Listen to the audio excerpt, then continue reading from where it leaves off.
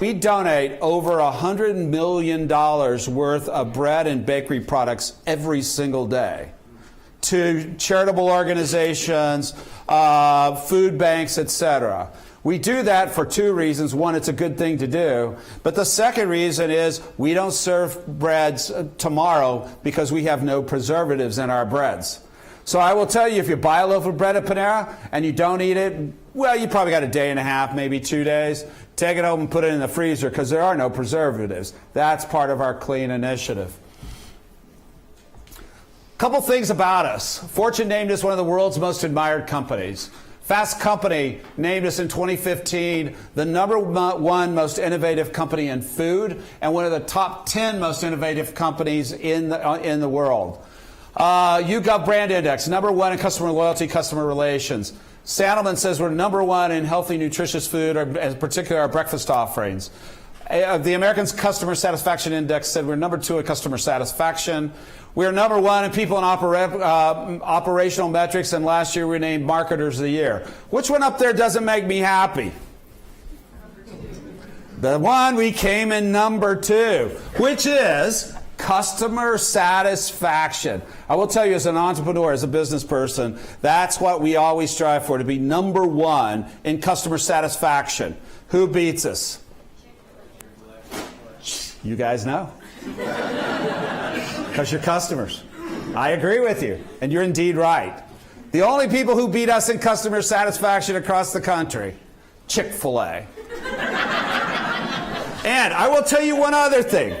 So Chick-fil-A is about here on a grand scale. Panera is about here. And the next closest brand is about here. Scares the living daylights out of me. Chick-fil-A is a juggernaut in our industry. Why? Because they hire the right people. They train them better than anybody else. You know, I look around, we were talking with some friends that are here, and we were talking about just the student population. We walk on this campus, the first thing you go is, wow, this isn't a typical college campus. These are young adults focused on something, not just their career, not just on being cool, but on something more important than that. And for us, who, you know, I'm around the country a lot, I interact with a lot of people, it is such a delight. That's why when Yvonne said, you've adopted me at Grove City, or somebody said that earlier, I think it was Yvonne, I'm glad. Thank you. I'm glad to be part of the family.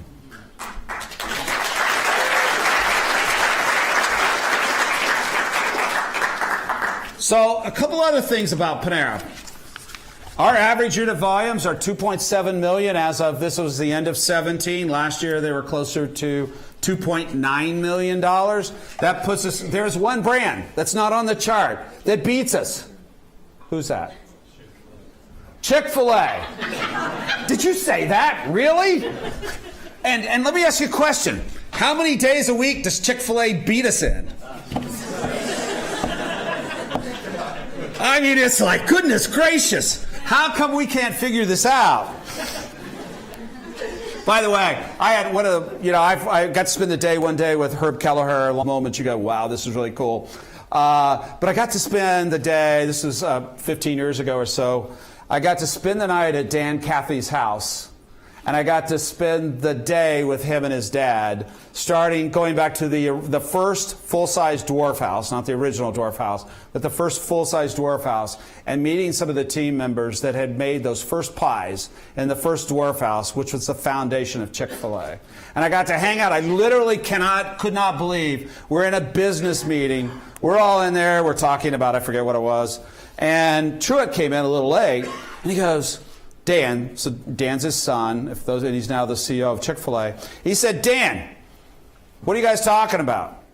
Dan told him. Truett goes, did you start this meeting with a prayer? You see, they operate with real alignment, with real integrity, top to bottom, starting from Truett to Dan to everybody in that organization. And there are people who say, well, you can't run a business that way. I'm telling you they are. And they are kicking tail in this industry, and they are winning the war in the restaurant industry like nobody's business. Yeah, do I admire Chick-fil-A? Yeah, I got a bit of a crush on them, so I will admit that. So what can I say? So Panera, though, at the same time we've been growing AUVs, our annual unit volumes, we are also seeing some of the highest sales other than we know the one brand.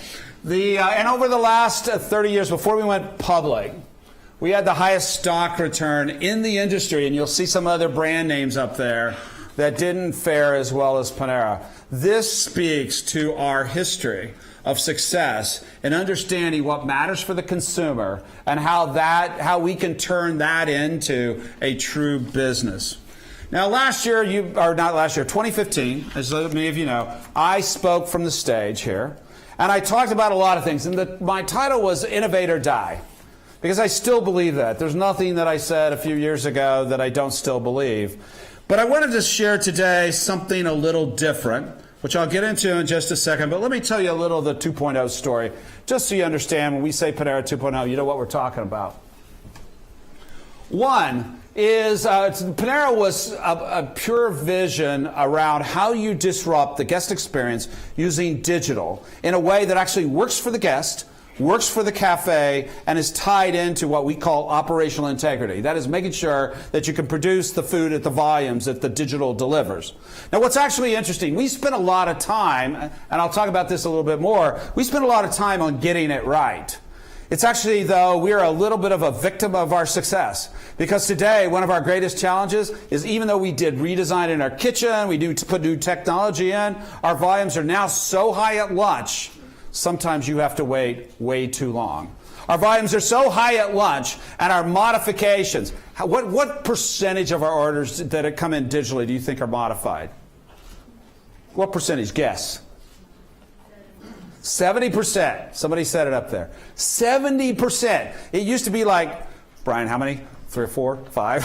So sometimes my franchisees are not real happy with this statistic because it is an operational nightmare to get this right every time. If you're a customer, do you really care what the volume of our orders are?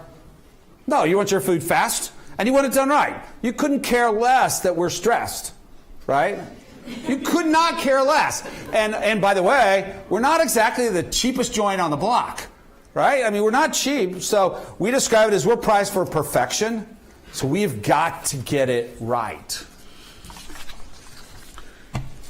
All of that technology investment we made, all that work, we began the initial work in 2011 in one cafe in Boston, just the one closest to Fenway. I spent the first 2 years of my career at Panera in the Fenway location and in a small conference room, literally with 2 folding tables and 6 folding chairs. And I used to refuse to go to meetings. I was a senior vice president at the time. And I said, I am not going to go to the meetings. They're a total waste of time. They're not part of my mission. I simply won't go.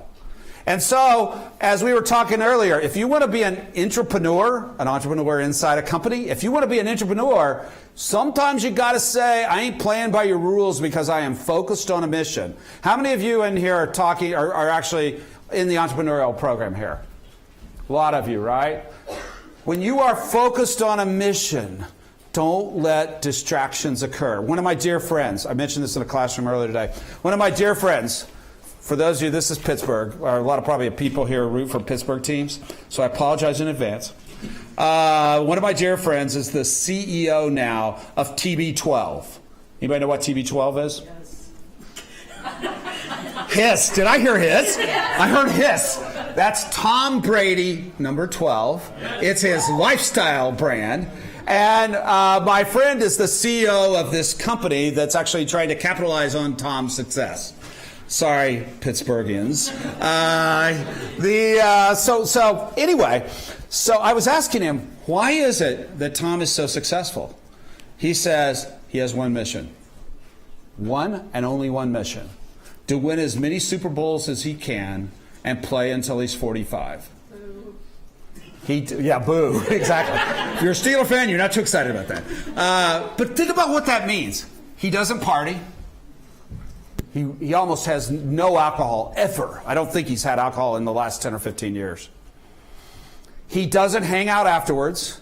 He doesn't go out with the boys. He literally goes home. He exercises. Every morsel of food he puts in his mouth he asked himself the question, will it contribute to my mission or not? That level of discipline is why people win and win big. For those of us sometimes that just say, well, I got this entrepreneurial project, it's kind of cool, I love it, I'm having fun, and I got to tell all my friends and neighbors about it, you lose. Think about that. That's how we took on the initial, in the early days of Panera 2.0, that was our focus. We took everything else off of the table and focused just on 2.0. So some of the results, our digital platforms drove our catering business. In 2012, it was a $290 million business for us. So when we started this, 2018, it was $510 million, and our run rate suggests that by the end of 2019, we'll sell $570 million worth of catering. Over 75% of those sales are now coming in digitally. At the time we started in 2012, 3% were. Delivery, in 2012, 0. In 2018, I mentioned this number earlier, $278 million, and currently at our run rate, our delivery sales will grow to $380 million this year. Continued success here because of that digital platform. We'll talk about some of the challenges. This isn't the whole story. What's amazing to me, I'm so proud of those numbers. Delivery's scaring the heck out of me these days because there are some competitive threats coming into the marketplace that I've not seen before. I knew they were coming, but I didn't think they'd get here this quick. So as proud as we are of the successes we've had, none of it matters this year. Only thing that matters is what we do this year. Some of the other numbers. We'll do $2 billion in digital sales this year as a system. This is company and franchise stores. 0 again in 2014 when we launched. 36% of our sales are now digital. This is not a pizza company. This is a dine-in restaurant company with a few drive-throughs. 73% through digital of catering sales. Here's what really helps. Our digital customers spend 65% more. Pretty amazing. And in fact, we find that their frequency goes up nearly 60% if they use more than one channel of digital. That's how you pay for all this. You pay for it because people use it, and we drive frequency through all of those channels. We have 35 million My Panera customers.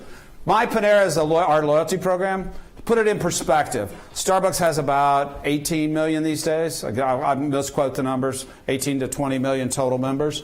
Today, we have 35 million members. Starbucks is 3 times our size.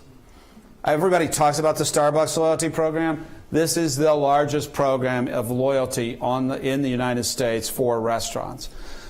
Starbucks runs about, last numbers I saw, 25-27% on their loyalty program. We run north of 55% of our transactions have the loyalty identifier as part of the program. That's digital transformation. We also do a lot more. In 2016, we completed our mission to be 100% clean, no artificial flavors, preservatives, colors, or sweeteners. And in 2019, or late 2018, we produced a series called Food Interrupted. I'm going to show you a brief clip of that, but just to give you an idea, this is now an Emmy-nominated clip, which are Emmy-nominated series. And I don't recall the last time a brand-sponsored video series actually earned an Emmy nomination. What do I have to do? There.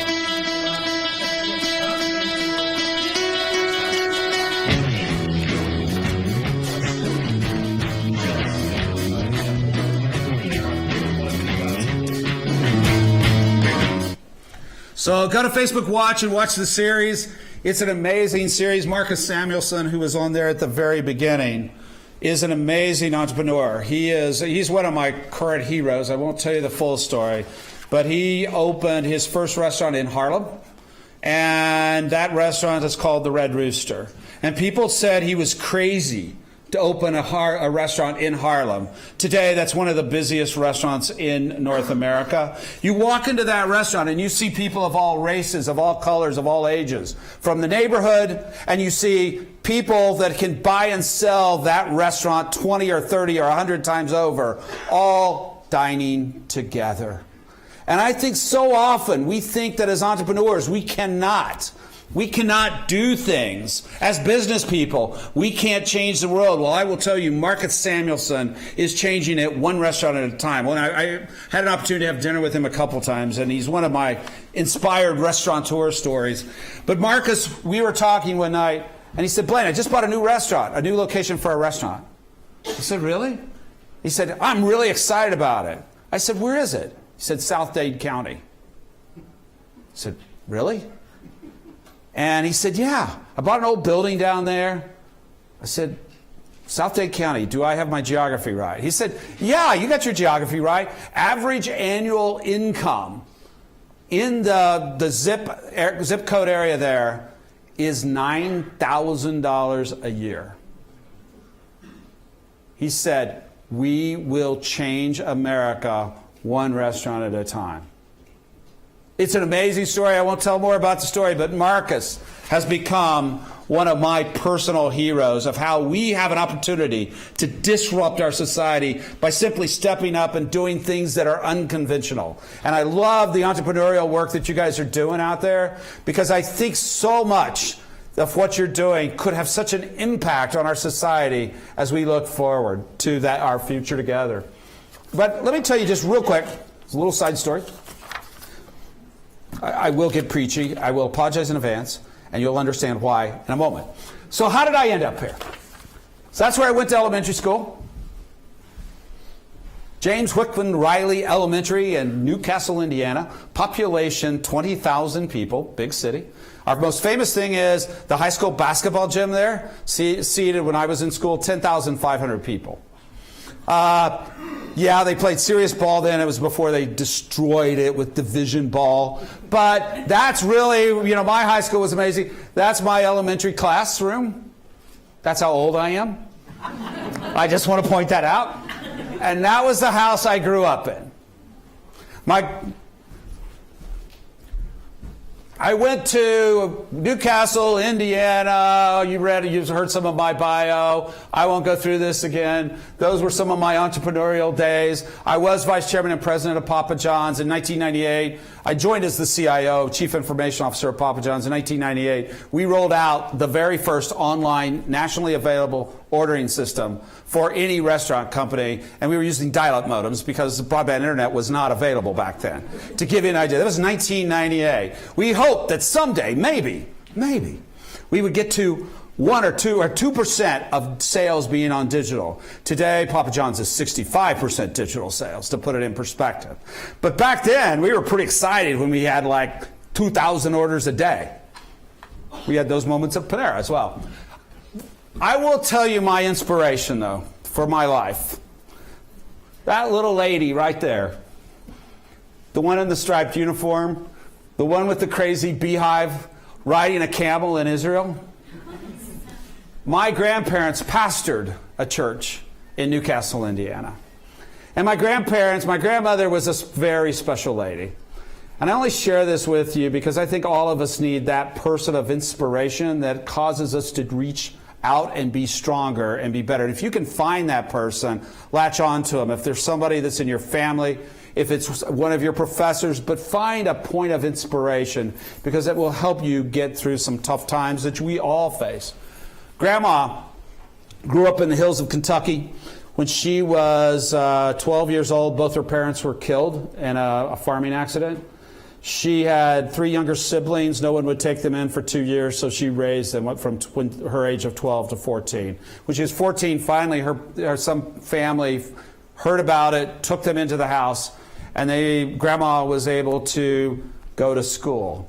But there weren't any schools there because she was indigent. She hadn't had any elementary education. So she said, I got to get an education. I know it's important. This would have been in 1919, or probably, 1920. And she said, I got to get an education. So she hitchhiked at 14 on a mule-pulled mail wagon to Berea College because she heard there was a school there for indigent children.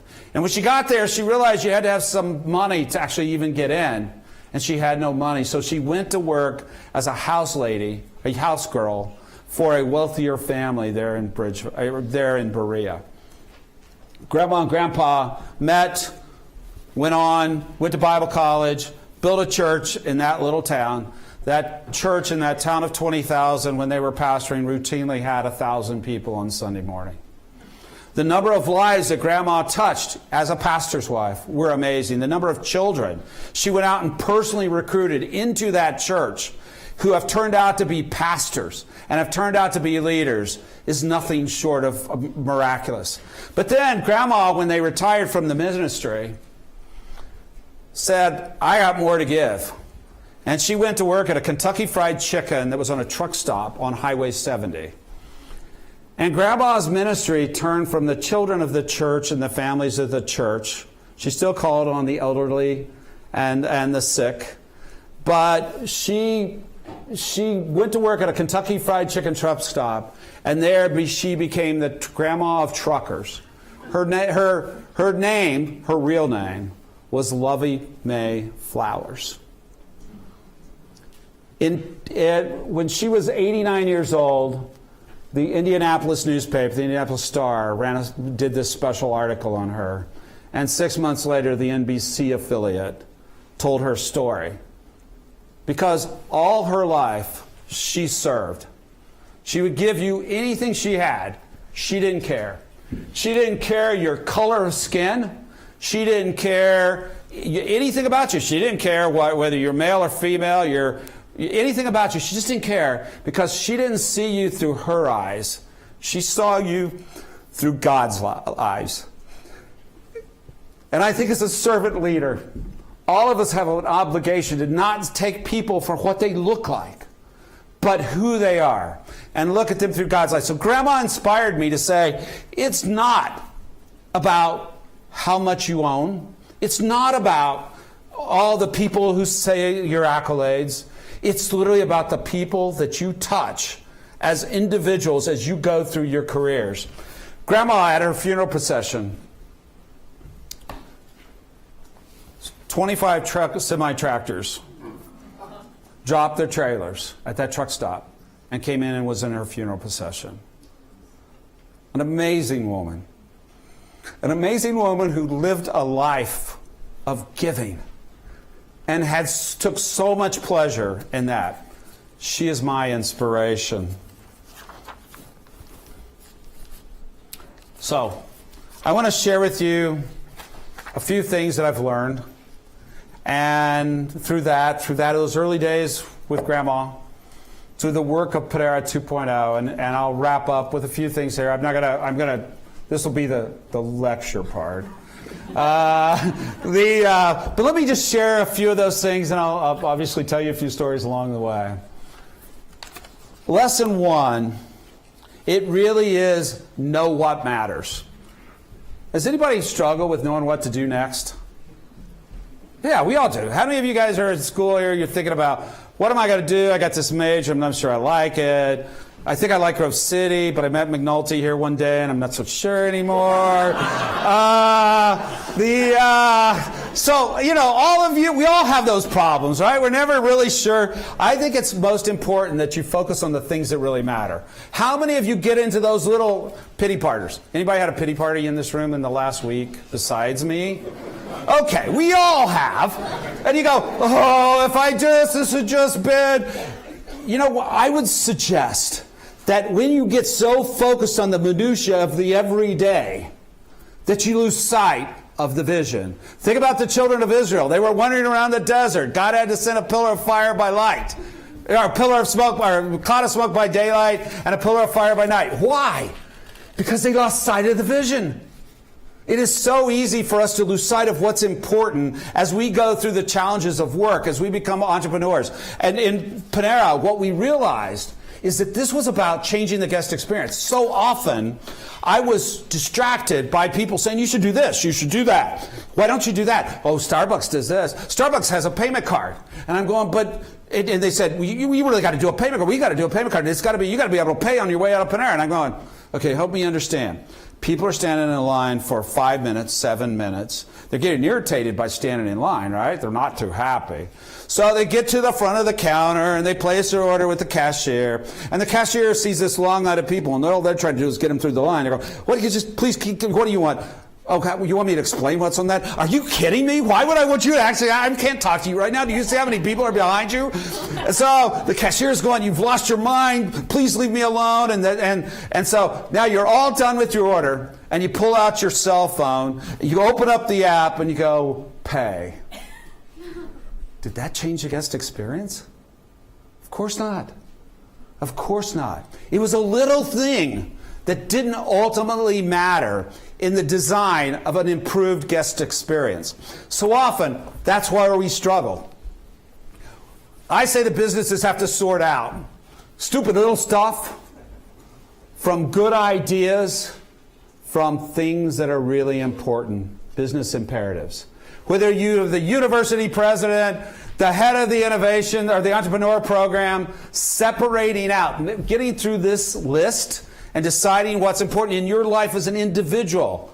What's important to you? How do you separate the imperative of your life, the imperative of your mission, from the good ideas, from the stupid little stuff? Here's a perfect example. So everybody see the lady here on the left, right? This is an important equation if you're thinking about business. It's really a pretty simple one, though. Lady on the left, she's eating a bread bowl. How many of you have had soup in a bread bowl? Okay. How many of you have had mac and cheese in a bread bowl? Oh, that is to die for. You do not eat it. It is not good for you. It's got a lot of calories, but it is to die for. Anyway, she's eating, I think she's broccoli soup in a bread bowl. But look, she's kind of happy. This young lady over here, she's standing in line. We describe this as desire, friction, and one of the most important things as you're designing for consumers is the desire to friction ratio. If you're not improving desire or reducing friction being waiting in line, the price of what you pay, the technology failing on you on a regular basis, those kiosks going down right in the middle of your order and you have to re-swipe your card and it doesn't really work. That's friction versus desire. You must drive the desire to friction ratio in any grand imperative of any business in your life. This applies to your life. I won't try to go through the analogy for you, but think through, if I'm going to disrupt business, if I'm going to do something different, it must improve desire or it must reduce friction. And our goal is to always create more desire than friction, because that's the only way you sell something. Lesson 2. Let's see, Myra was here last year. We were talking about her 3 years ago, and I did share the same thought here, which is don't boil the ocean. I actually say don't boil the ocean, start with a cup of tea. Because you see, I have a grand idea of how we disrupt the world. And I will share with you my idea, and I don't think most people will, I'm not sure we'll ever do it, but I still love the idea. But then the question is, how would you get started? I'll share with you an idea. It's a cool idea. I'm not sure Panera will ever do it, but I still love the idea, so you guys can say it's a good idea or not. Panera is all about food that is fabulous and good for you. Panera is about clean and healthy eating. Panera actually created the word clean.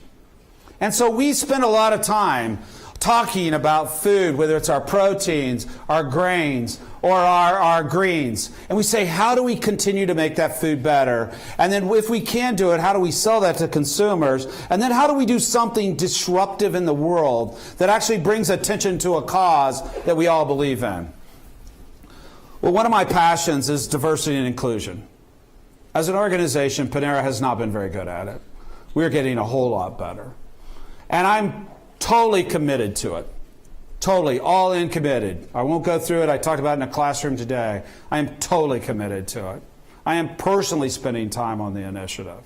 Why? Because I think it's disruptive. And then I said, if we're going to think about things differently, why can't we? We're Panera Bread. We're the 8th largest restaurant company in the United States. Why can't we do something like start adopting inner city schools and simply provide food. You still have to pay us for it, but we'll take whatever you can pay. And we're going to, one condition, we teach the students how to eat healthier. That's all it is. Think about what it would do to our society. Think about you read anything today, the inner cities have the worst health. Why? They have the least access to quality food. So think about it. I think that's a big idea. When I actually think about an idea like that, so what would you do about it? How would you go about solving that if you decided to do it? I have no freaking idea. I really don't. I could dream up some ideas. Well, how am I going to pay for it? That's the first question. It was interesting though. I began to ask people who I happen to have contact with, so what do you think of this idea? First person I talked to was Hamdi Ulukaya. Hamdi is the founder of Chobani. And Hamdi's become a friend of mine. And I asked Hamdi what he thought of the idea. And Hamdi said, whatever you need, I'm in. I talked to Marcus Samuelson. What did Marcus say? Whatever you need, I'm in. I talked to, I was actually at a bank one day. I was actually at Wells Fargo, and I was doing a CEO forum down in the basement. They have a broadcast room down there that they do stuff out of. And I was talking to one of their guys who happens to head up their social giving programs. And obviously they are having some problems in the marketplace today. And they said, we give away $1 million a day. We need to give away another $1 million a day. $365 million. That's like could have an impact. So I began to, and then I talked to another bank and other people. It's amazing when you actually have a world-changing idea that you can find people who want to be a part of it. So as a leader, as an entrepreneur, don't think small, think big, but start small.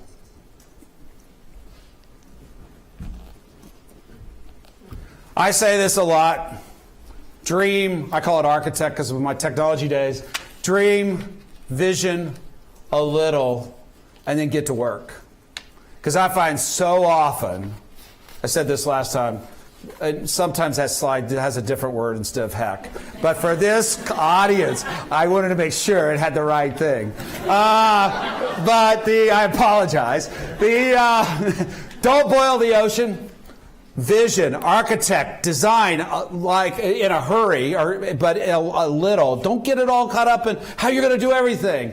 And then get started. The other thing is I think so often innovation or inventions become the answer. Dean Kamen said in some cases inventions prohibit innovation because we're so caught up in playing, we forget the fact that it was supposed to be important. For those of you particularly that are looking at the entrepreneurial career, don't just think in the context of, I got a cool thing to work on.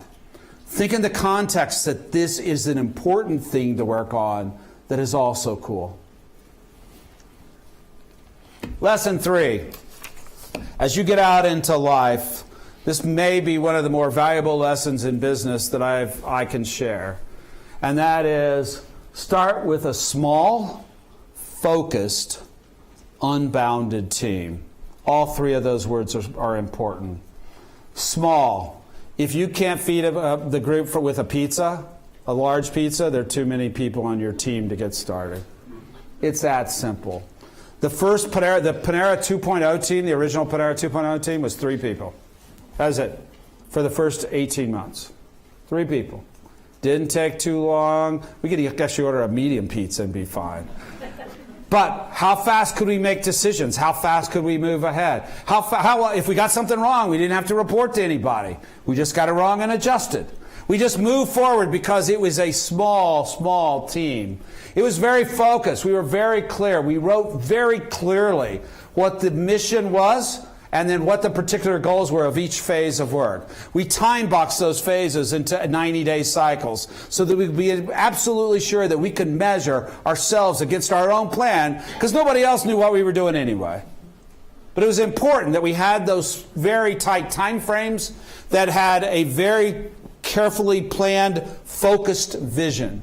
So often I get into these meetings, and I'm one of the worst violators, by the way, and we're wandering around, and I'm really bad about this. I wander around, I got all these grand ideas, and then I go, what were we talking about? I know when I say that to myself, we blew it.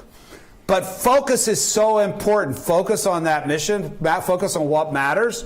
That word focus in a small team will create great progress. And then finally, unbounded. And this is for you as you turn into leaders. As you turn leaders in your companies and your teams. We so often put so many constraints on our teams that they don't get anything done. So I am not happy with our advertising. And I was threatening to move our Anomaly, who is our ad agency out of New York, I was threatening to move our business from them because I just was not happy with the creative, was not pleased with how it's evolving. It seemed to be the same old, same old. And by the way, our clean message had been copied so many different times. I mean, it seems like everybody copied the young lady's voice who did our ads. Everybody copied the story, the music, and it became so I couldn't tell if that was a Panera ad or somebody else's ad running on TV. And I'm like, this is bad. I don't like it. So I called them in and I said, if you guys don't get this right, we're going to actually we're actually going to go out and we're going to talk to a bunch of other firms. And so they came in and they pitched something. I already broke this. Oh, they pitched. Well, I know, but it's driving me nuts. My perfectionism is driving me. How's that? Okay. So they came in and they pitched us something, right? And I literally said, so you think that's a lot better? And they said, no, it's better. I said, I'll give you that. It's better. But what do you mean? That's the best work you've got? And they said, no, it's not our best work. And I said, then why are you showing it to me? And they said, because we thought that's what you wanted. And we heard that from your team that that's what you wanted. And I said to them, not so gently, I said to them, go back. You have no restraints. It's an amazing thing that happens when you turn a team of talented people that have that are small, that are focused, and you release the boundaries on that team, what they can accomplish. They came back with some stuff. I don't know if we'll use it or not. I don't know that it works. We'll do, obviously, consumer studies, get a lot of feedback on it before we actually would go forward with it. But I took a step back and said, that's the Panera I dream about every day. That's the Panera that actually feels cooler than Chipotle, feels cooler than Starbucks, that begins to break through that edge of mediocrity that we see in so many of our restaurants today. I have not seen a Panera like that in my entire life, because that is a complete story around a new and different way to tell about the textural and structural richness that we see in the brand Panera today. How did that happen? I basically said, give me your best. It's as simple as that. I will say, when you're small, if you don't give up, Jack Ma said this, you still have a chance. And when you're small, you have to be very focused and rely on your brain, not your strength. It's an amazing thing when a small team is unleashed and they don't have a lot of resources, what they can actually accomplish. Innovation's a journey. I wish I could sit here and tell you, I wish, man, it would be sweet. We got, the work we did in 2014, 2015, 2016 was so good. In fact, I testified in Delaware court on this on Friday. I was giving testimony in court on this on Friday in Delaware, because there was an expert that said, you've made all of this investment, so don't you now have sustainable competitive advantage? How many of you in business, or anybody heard sustainable competitive advantage in your business school days? Well, sustainable competitive advantage was Michael Porter's book, talking about competitive advantage. And he basically said that companies can actually build a wall, a moat around their business that will protect anybody else from coming in by doing innovation of such scale and such magnitude that other people cannot come into that marketplace. And the general belief about sustainable competitive advantage is that it can last 5 to 10 years, or 10 years. And that's what, by the way, that's what GM thought it had before the Japanese came along. I will tell you that in today's society, the velocity of change that we see with technology, the velocity of change we see with new capital coming into the marketplaces, the velocity of change that we see caused by companies that can go public without a profit. I don't understand that business. I've been in business for a long time. I don't understand the valuation on companies. There's a company right now that I know of that has zero profit. They're losing $200 million a year in Boston. Their latest valuation, their latest round of funding was a $2.7 billion valuation. I'm going, how does that math work? Still not sure it does, but I don't understand. So what I can tell you is sustainable competitive advantage, I believe, is today a myth.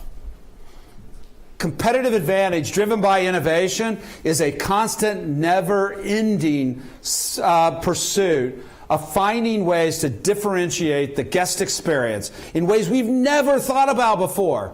If you told me 5 years ago that I was going to actually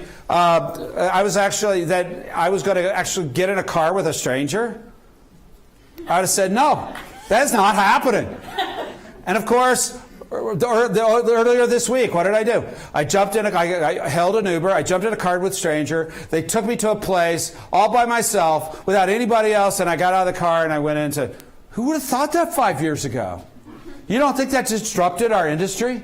It has completely changed how we do business. What we call delivery aggregators, Grubhub, Uber Eats, DoorDash, Postmates today has completely disrupted the restaurant industry. Restaurants are reporting sales but lower profits. Why? Because all their sales today are coming from those delivery aggregators. So we are seeing what happens to that at some point? Think Amazon. Think Amazon. Amazon has completely blown up retail. These delivery aggregators are focused today on my business of being in restaurants. You think I have a sustainable competitive advantage? No. Maybe for a few weeks.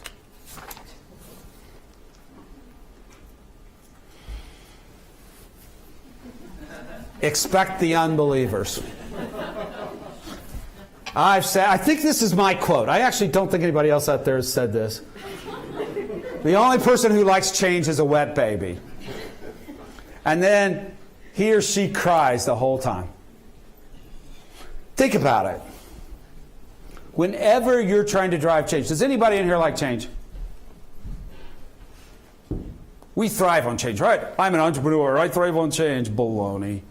Nobody likes change. I would argue that every change drives dysfunctional behavior at some point. Good, bad. I'll talk to you about good change in a minute and how it even drives dysfunctional behavior. I think you got to expect the unbelievers. In 2015, we were working on technology. And I thought we were doing good work. Brian thought I'd lost my mind. But I thought we were doing some pretty good work. And so, it was kind of getting going. And, I think at the time we had 30 or 40,000 transactions a day. I thought that was big. Today we do 280 million transactions a day. But back then I thought that was a lot. And 280,000 transactions a day, let me correct that. And so I thought that was a lot. And I go, this is really good. And then we had an activist investor come in. And what did they say? They said, why are you spending all that money on technology? That's not going to do anything. I mean, you only have like 30 or 40,000 transactions a day. Why would you spend millions and millions? And, we spent $120 million on technology at the time. Why have you spent all that money? It's a total disruptive waste. So fast forward, it was not pleasant. I'm going into a board meeting where we're talking about technology spend, and I'll say my boss at the time was not happy with how much money we were spending on technology at that point. Not because he didn't fully support it all the way till then, but because of the pressure of the activist investors coming in and questioning the rationale of it, and now having to be there and defend it. And I'll never forget asking him as we were going the day before, as we were preparing for this board meeting, saying, Ron, it feels like I'm going to get fired. And he said, depends on how the meeting goes tomorrow. I walked into that board meeting thinking, good chance I'd get fired. Honestly, I didn't care. But no, honestly, and I will explain that in a second. But I'll never forget that moment saying, do I believe in change? Am I willing to expect the unbelievers? And the ultimate consequences of an unbeliever who happens to be your board of directors or an unbeliever that happens to be your boss is you get fired. I will tell you one of the key lessons I've learned about disruptive change, about making a difference, about taking a stand for something you believe. And that is expect the unbelievers. Because if you aren't willing, I tell people, if you really want to drive change, if you want to do something big, and you're working for a company, expect you will get fired. If you don't walk around being okay with that, if you don't walk into, now I'm not saying as a human, you don't go, oh, I hope it doesn't happen. But if you intellectually can't wrap your head around being ready to get fired or kicked out or treated badly or kicked out of a room, do not attempt to drive change. You will fail. Because you won't have the courage it takes.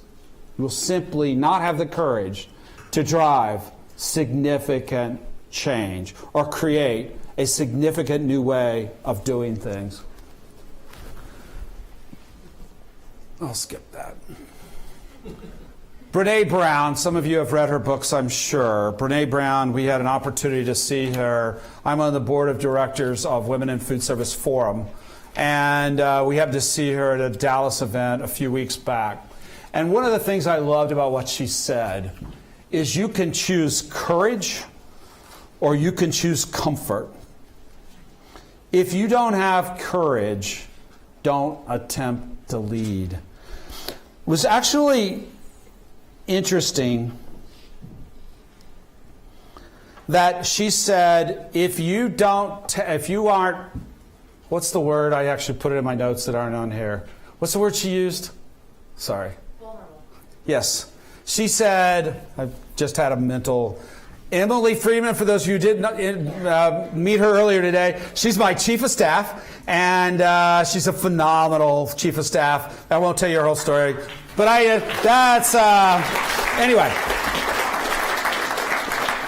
What Brené Brown said is without vulnerability, as I can't say that word, you cannot have courage. She was interviewing some people in the military. She said, if they did they feel vulnerable every time they went out to take on the enemy? Absolutely. Because without that, there cannot be courage. Think about it. So you have to be vulnerable. You have to be willing to take that risk. You have to be willing to step out and say, I will do something significant. I will make a difference. I see what you're doing there with Chloe's Law, and I'm going, that's exactly what you did.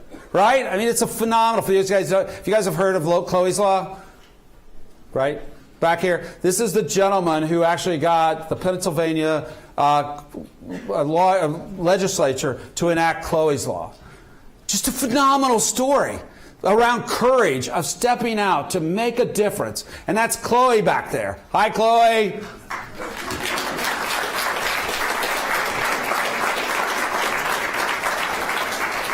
But he had the courage to take a step out and make a difference and overcome, I can't even imagine the amount of pushback he got as he stepped out in faith to do those things. So here are the lessons. Know what matters. Focus, focus, focus. Don't boil the ocean. Architect a little. Oh, it's still up there. Sorry. Oh, boy, I blew that one. Okay, that's what I would normally say. I'll keep going. Unfortunately, this is a build slide. I can't get it off. A focus-free team wins. Organized like an entrepreneurial startup. Innovation's a journey. It's never ever the same journey. There is no roadmap, and it never ends. And finally, expect the unbelievers. From whether it's a customer, your associates, the people you work with, your leaders, your investors, always you will have unbelievers. So I got one more. Accepting failure is necessary. And I know that's what you think I'm going to say. I put that up because that's supposed to be up there. I would argue that's not the lesson. I think that there's something bigger than that. It's close to that. Accepting failure is necessary. Willingness to be wrong is necessary. But I think it's a much bigger, more important story than simply accepting failure. I think we have to be proactive. I think we have to run the race with courage. I think we have to run the race with joy. Let me tell you about this story, and this is how I'll close. And I will likely get choked up. The young man there that you see on that screen is my son. Today he's 31 years old. He's a special needs young man. And this was him in high school. David has virtually no language. He has fine and gross motor skill problems. He's blind in one eye. He's a type 1 insulin-dependent diabetic. On an IQ scale, we don't really know because we can't measure his IQ because he has virtually no speech communication. So that's David. David is a phenomenal young man, though. And in high school, he had one thing he wanted to do, and that was to be on a sports team. So we said, okay. And we looked around, and the coach of the cross-country team said, David's welcome on my team. And for those of you who don't know, cross-country is 3.2 miles up and down the hills, through the woods, etc. And so many of the so David went to run. It's a no-cut sport. It's fine. He would go out and run. He had one mission that year, which was to finish a race. This was his second year. He had one mission to finish a race. So I got a call from Becky midway part through the season. I was traveling, and she said, Blaine, you won't believe it. David finished his first race. It was Joe Creason Park in Louisville, Kentucky, across from the zoo there. And David had finished that first race. And she said that David was about a mile from the finish line. And all the kids on his team had heard that he was getting close. And the whole team ran back and encouraged him across that finish line. And I'm going, wow, that is really cool. That's an ESPN moment, if I've ever seen one. So he continued to run. He ran another race. And by the end of the season, most of the better runners were finishing the race in 22, 23, 25 minutes. And David's personal best, his PB, was, about 45 minutes. So he was well behind everybody else, but that's okay. He was out there running. He was having fun. He was finishing the race, every once in a while. And so he came to us at the end of the season, though, and said, I want to run in the regional competition. And I go, but Becky, that's like a big crowd. It's a timed event. They're running for places into the state finals. And I'm not sure we should let David run. And Becky said, Blaine, your son wants to run. Check your pride at the door. And I went, whoa. Yep, it was my pride, not David's pride. He was fine. So we let him run. So sure enough, start line, everybody's lined up, gun sounds, everybody's off. It wasn't, 10 seconds, 20 seconds into the race, David was already far behind. And he's running at his best. And I see that the students go off, the athletes go off into the woods. David's still in the open field, and then he finally gets to the woods. And so, the kids, we wait about 20 minutes, 25 minutes, and the kids are coming across that finish line, and they're just flying across. And so there was a moment at about 25, 27 minutes when everybody started taking down the sidelines. They were taking down the finish line, which you can't see in this picture, and a big finish line with big towers. They were beginning to take it down. And about 35 minutes into the race, it's about that time. But this guy gets I hear this crackle on his walkie. And he goes, and I hear it say, hear the walkie say, runner still on course. And I go, that's David.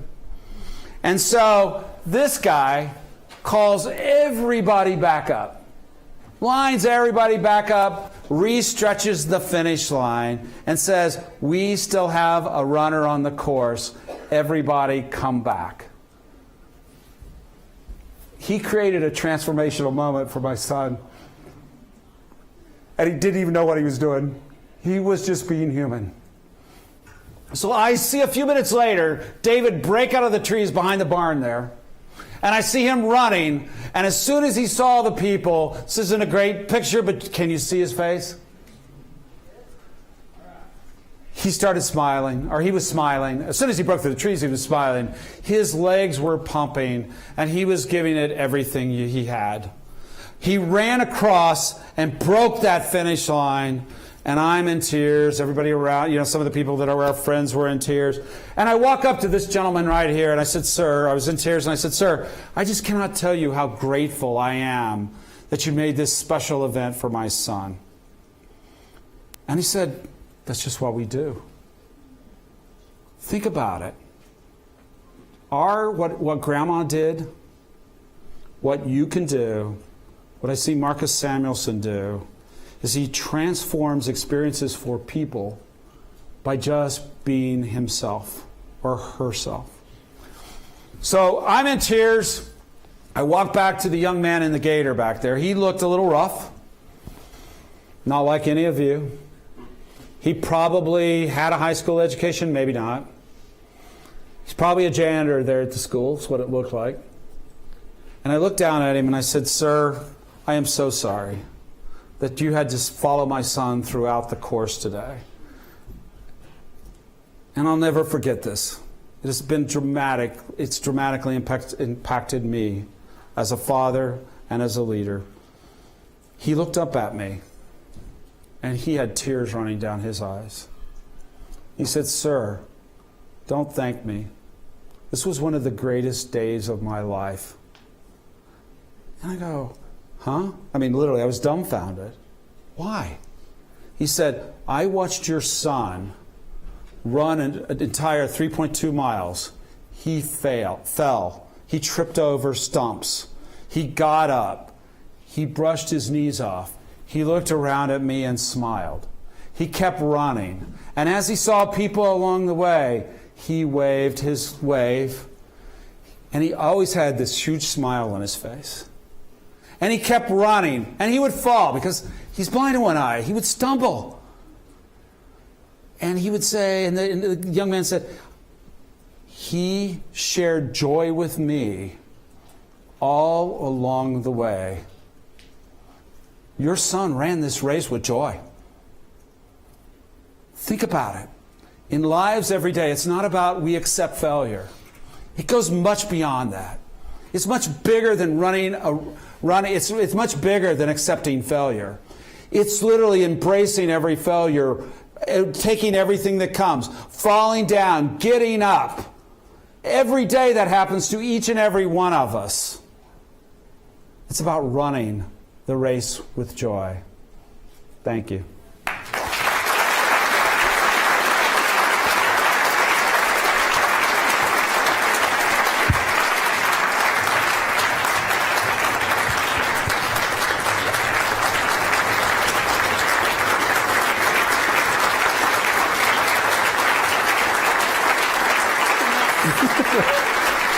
Thank you so much.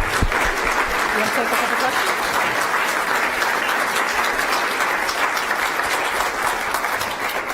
So I don't know about you, but I'm a little bit of a mess right now. So let's just take a moment here.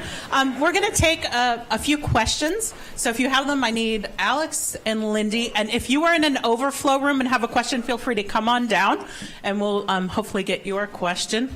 Is Alex here? Well, Lindy, do we have any questions in the audience? Oh, looks like we have quite a few.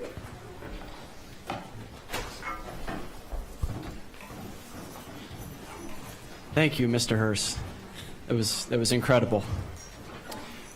So I'm curious, what did you study in college, and what was your career path just post-college? So I majored in computer science, and but that was back in the days when computer science was part of a math department. And so my first job out of college was at Texas Instruments. I was partying of what was called the Equipment Group, and they did manufacturing of government electronic products. So I worked on the Harpoon missile program. I worked on the HARM missile program, high-speed anti-radiation missile program.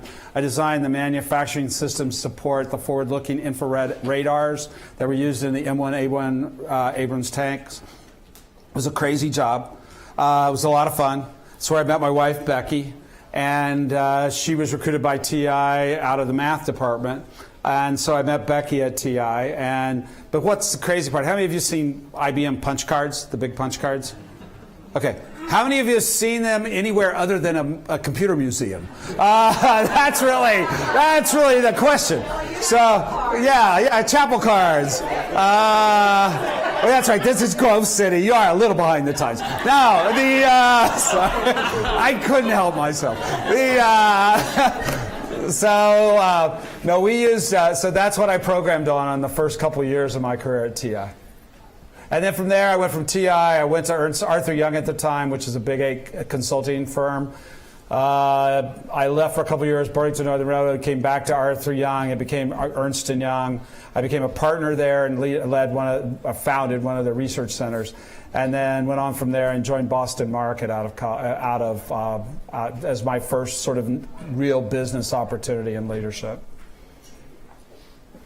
Mr. Hurst, we have a class here, our senior capstone class for all the business majors, business policy and strategy. And in there we talk about how strategic management is kind of a mix between art and science, kind of the objective, here's the rules, Michael Porter, SWOT analysis, things like that. And then the art, which is very much just like your gut feeling, your faith, your intuition. From your experience, how much would you say relies on the art versus relies on the science in strategic management? I think that we do a lot of data research. I mean, right now next week we'll be in qual research. We'll actually do focus groups. I'm going to be flying into 2 markets to actually we'll be talking with consumers. I'm actually going to spend time in there just so I can also personally hear. But we start, so here's how I view it. I believe you have to start with a hypothesis. There's just way too many things in the world. And we do use some of the techniques of the matrices and things like that. Those are actually existing right now on my white walls in my office. So we use those techniques, but we use those as a way just to stratify and think through the problem, because sometimes we just have too much information, right? And how do you actually isolate out what matters? Back to what I talked about earlier. I think then we try to use insight, and that comes through observation, talking to customers, talking to each other, talking to franchisees, and trying to understand what's going on.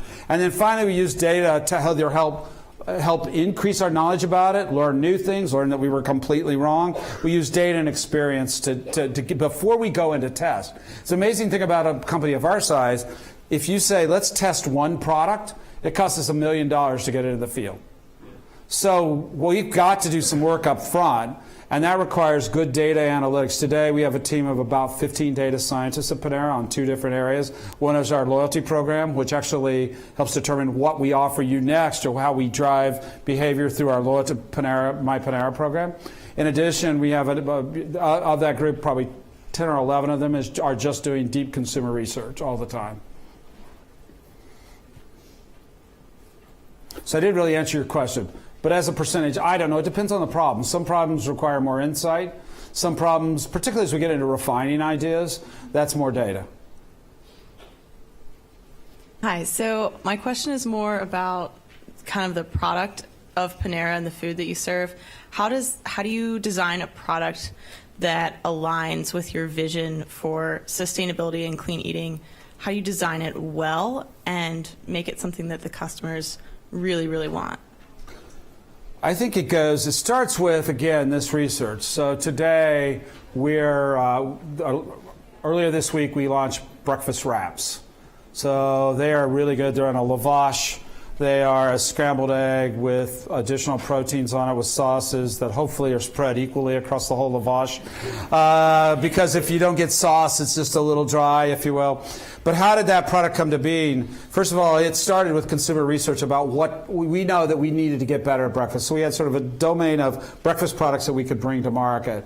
Our belief was that a wrap would probably work because other brands have done it. And then our consumer research said that customers, we had sort of missed, we have this runny egg sandwich, which is a runny egg with white Vermont cheddar with crispy bacon on a brioche. It's a really good sandwich. Try eating it in the car. It does not work very well. Unless you want yolk all over you, it does not. So we give you a folded option, but you go, okay, but still an egg sandwich and stuff squeezes out. So as we were doing our consumer research, it seemed rather obvious.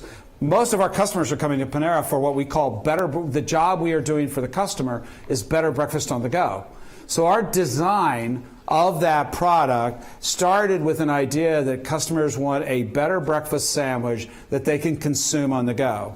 Then we took that as an idea and said, what are all the product incarnations of that we could actually deliver to the marketplace? And our culinary team begins to develop and ideates around what that is as an opportunity. We take the best of those ideas and then put them in front of consumer focus groups, and then we test the winners in actual cafes. So that's how the wrap got into market. Now to answer your question, every one of our products have a certain set of absolute criteria they must meet. They must be clean in our definition. No artificial flavors, preservatives, colors, or sweeteners, basically. They must be clean or they don't show up. We're also looking for how do we get better at how we think about animals and animal welfare. And we think about that a lot. It's difficult in today's world to completely solve for that in America because of the volume that we do. I mean, our beef is grass-fed beef. Most people still don't know that. We have grass-fed beef. We have to bring it in from Australia to have grass-fed beef, though. And you say, well, I don't like bringing it in from Australia. I said, then we can't serve grass-fed beef because I can't buy enough grass-fed beef in America to actually take it on and serve it to Panera customers. It's that simple. So there's always trade-offs in our system today because it's not designed for, we serve nearly 12 million meals a week. And so our system is, the industrialized the industrial farming system hasn't caught up with the Panera consumer today. And at our scale, we got to get it right. So we have this set of non-negotiables, then we have things of what our targets are, and then that feeds into how we design product based on the process I just went through.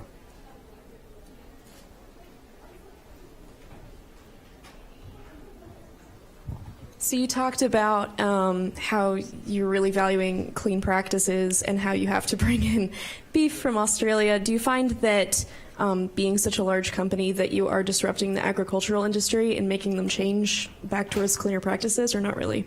No, I think in some areas we have, some areas we are. So an area where we have is no antibiotics. We were the first to introduce no antibiotic-free chicken. And so today that's sort of commonplace. Purdue announced that they're going to raise only chickens not raised without antibiotics. So we're seeing it, but it takes a lot longer than you would think. Pardon me. While we serve 12 million meals a week, think about it. There are 360, 380 million Americans. Times 3 meals a day times 7, we are just a small drop in the bucket when it comes to total number of meals consumed. So we are disrupting and changing, but not at the pace that I would wish we could. The biggest issue we have too is most people don't. I assume I'm on video. I guess I could share this and not get in too much trouble. We spend nearly $50 million a year on our clean initiative. So part of the reason your prices are a little higher, which we don't talk a lot about, is no artificial flavors, preservatives, colors, or sweeteners. Because we refuse to compromise on that, but of course that means our prices have to be a little higher to cover the cost of that. And so we are also saying to ourselves, we serve, we call this a mass premium brand. We're not this little niche little brand that just serves a few customers. We serve a lot of customers. And so we are a mass. So it's the same time I want to serve the high-end customer. They're no antibiotic ever. They're perfectly clean. They're cage-free eggs. I also know that to do that, I got to raise my prices 50 cents to $1 on every item that I serve. And I go, is it worth it? Because I've got some consumers now who simply won't be able to afford to eat at Panera. I'm not sure that's good, because I'm not sure that it matters. So this is this constant balance of the society we operate in, the systems we operate in, and the fact that we are a mass producer of food in the United States. So, hi. So reflecting over the journey you went through and the accomplishments that you've achieved with Panera and like other parts of your life, how do you manage to stay motivated and also like avoid being burned out from working so hard? Really good question. Rather insightful at this moment. I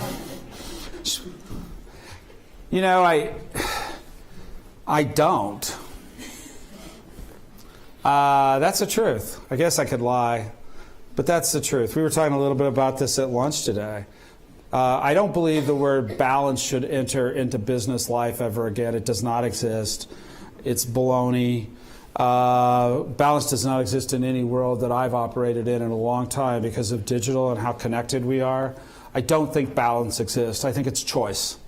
And you have to choose what's important to you as an individual, to your family, to how you live your life, because you will never achieve perfect balance. It just doesn't exist anymore. And so the question that I'm always asking myself is what I'm doing today, is it purposeful? And was I the one that made the choice to do it this way? Because that's about the best I can hope for. Because I find so often my burnout moments are when I'm doing things I don't want to do, but because I have to do them. And don't get me wrong, I describe every job, everything we do, everything has a 25% BS factor. Sorry. I don't know any way to say that differently. But everything we do has a 25% BS factor. And so whether it's a job or your job, I mean, professors at universities, cool job, great university. I guarantee you there's part of their job they're going, I don't want this anymore. Everybody here goes through this, right? So there is that part of life. But I think it's really, are you living a purposeful life in the fact that you're getting to make the decisions about what's happening to your life, or you're actually making the decisions about your life? A lot of people just kind of float along. It's not that somebody else is making the decision, it's that they're not making any decision. And I would argue that if you really want to run the race of joy, get up every morning and make a choice about what you're going to do today. Don't just let the day drive your choice. Does that make sense? When working on a collaborative team, like you had mentioned with Panera 2.0, how are you able to keep the main goal in mind while also work effectively and efficiently without taking years in every possible avenue that could pop up into the periphery? Well, I think there's a difference between collaboration and decision making. So I think every high-performance team has to have someone who gets to make the call at the end of the day. So I'm not suggesting there's not hierarchy. And the good thing for me in the particular Panera 2.0 team, which was a small high-performance team, it expanded out to about 10 people. But the good thing there is I got to make the call. I was accountable for the call, the final call, but I got to make the call, and I wasn't afraid to make the call. I was wrong a lot. In fact, I'm often asked, Panera spent somewhere between $120 and $150 million on digital. That's the public estimate of how much we spent. I'm often asked, did you waste any money? You know what my answer is? Yeah. I wasted somewhere between $20 and $30 million. $20 and $30 million? Yeah, that's why I almost got fired. $20 and $30 million, that's a lot of money to waste. What I will tell you, if you're afraid to make a mistake on the other side, then if someone's not accountable for them, I was accountable for the mistakes, but if you're afraid to make that mistake, guess what happens? You make no progress. And was it worth it all? I mean, was it the right, I don't know, I could have probably got by with 5 million less. I'm sure it's more stupid than I should have been. But what I will suggest is when Panera went private, The value of Panera as a company was $7.5 billion. $7.5 billion. And including debt. There were writers who suggested that the technology platforms, which were driving the channels, delivery of catering, rapid pickup, et cetera, but that underlying technology platform created $3 billion of value for the enterprise. So we wasted $30 million. We created $3 billion of value. Pretty good math. So I think so often we get caught up in not making the collaboration. Collaboration does not mean lack of decision making. In fact, I would suggest a decision today is better than any decision tomorrow. I used to call, in my old days, we called it analysis paralysis. And these days, I've got a much more creative term, academic naval contemplation. I see so many teams walk around and go, wonder what's going on here. Oh, yeah, you got it. Yeah, exactly. Instead of saying, what are we going to do? What are we going to change? How are we going to get this done? Because people, it's actually easier to sit around and talk. Does anybody figure this out? Than to do. It's a lot easier than to make a choice and go. Because as long as you just talk and nobody's wrong. The second you do, anybody could be wrong. Other questions? Actually, I think they could probably ask you all night, but we have a reception with Panera Bread goodies out there for you all. So please join me again in thanking Mr. Blaine.